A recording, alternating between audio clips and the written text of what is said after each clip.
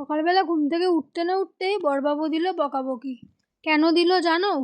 চলো আজকে তাহলে সেটাই তোমাদের বলি। সো হ্যালো এভরিওয়ান, আমি পারমিতা। আজকে চলে এলাম তোমাদের সাথে আরও একটি নতুন ভিডিও নিয়ে। দিনটা ছিল মায়াপুরে আমাদের আজকে সেকেন্ড দিন। আজকে ভোর 5টায় উঠে মন্দির দর্শনে যাওয়ার কথা ছিল, আর তাই জন্য আজকে স্নান টান সেরে সুন্দর গোপী ড্রেসটা পরে রেডি হয়েছিলাম। তারপরেই দেখো কি কাণ্ড হলো। হঠাৎ দেখে মুষলধারে বৃষ্টি শুরু। আমার মুডটা তো গেল অফ হয়ে।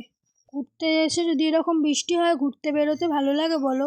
রেডি হয়ে প্রায় 2 ঘন্টা মতো ঘরেই বসেছিলাম। তারপর বৃষ্টিটা একটু থামতে বেরোলাম। বেরিয়েই রাস্তার কি অবস্থা দেখো।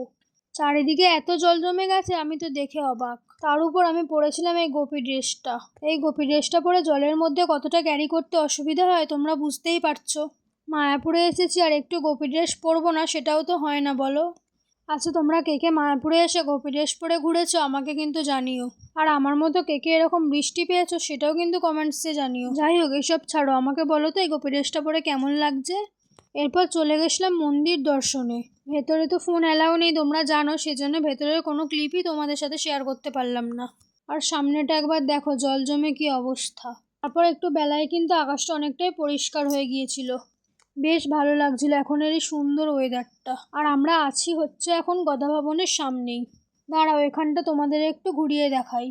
মায়াপুরের প্রতিটা জায়গায় এত সুন্দর যে তোমাদের সাথে কোনটা দেখাবো আর কোনটা দেখাবো না আমি তো বুঝে উঠতেই পারছি না। আরে এইদিকে আসো এবার, এখানের এই সুন্দর ফুলগুলো দেখো, কি কালারফুল ফুলগুলো লাগছে দেখো। বৃষ্টির জলটা পড়তে যেন আরো সতেজ হয়ে উঠেছে ফুলগুলো। আচ্ছা, এই ফুলগুলোর কি নাম তোমরা যদি জেনে থাকো কমেন্টসে জানিও তো। আমার ড্রেসের সাথে আবার ম্যাচিং হয়ে গেছে কিন্তু। ভাগ্যিস ওয়েদারটা ঠিক হলো, না হলে তো এত মজা করতেই পারতাম না। ঘুরতে এসে ঘরের ভেতর থাকতে ভালো লাগে কি বলো?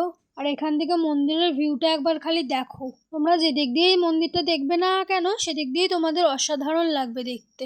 এখনো কিন্তু প্রায় অনেকটাই কাজ বাকি আছে মন্দিরের।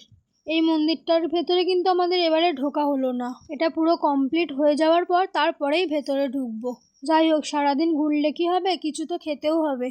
তাই জন্য চলে এসেছি এখন প্রসাদের কুপন কাটতে। দেখো, আমরা এখন নামহট্ট ভবনের প্রসাদের কুপন কাটছি। কুপনের মূল্য রয়েছে মাত্র 60 টাকা। আর কি কি মেনুতে রয়েছে সেটা তো তোমরা দেখতেই পাচ্ছ।